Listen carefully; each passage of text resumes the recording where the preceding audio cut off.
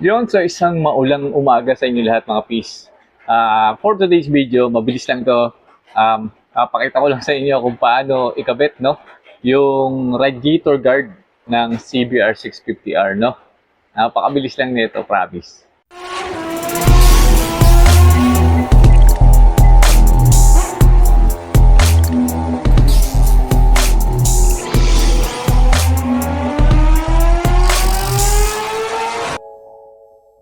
So, bumili tayo nito, no? So, Shopee Racing nga, mga peace. Ayan.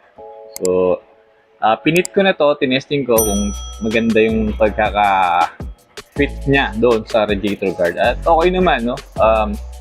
Goods naman. So, yung quality, sakto lang, no? Hindi siya mukhang cheap. Hindi siya mukhang mumurahin. Ayan, no? Kita niyo, may tatak pa yan. Ayan. So, tara, simulan na natin to. Kabit na natin. So, napakadali lang nito mga fish. Pakita ko sa inyo kung anong gagamitin nyo at kung ano yung tatanggalin nyo dito sa ating radiator, sa may bandang radiator. Alright mga fish, so ito yung tatanggalin natin. No? May tornilyo dito sa part na yan, saka dun sa bandang kanan, no? Dun sa taas. Yan. Yung kanan na yan na part ng radiator. So may mga tornilyo yan, tatanggalin natin yon, tapos ipipit na natin yung ating radiator guard.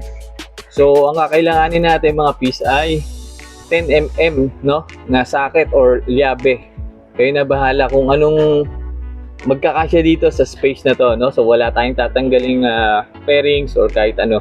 Yun lang tornilyo na yon. Simulan na natin to.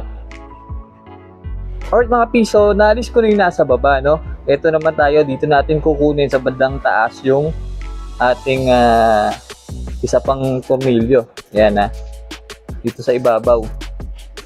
Ayan. Nagamit lang ulit ako ng socket wrench ko. Alright mga piso, ito na yung tornilyo, no, na tinanggal natin. At ipipit na natin yung ating radiator guard.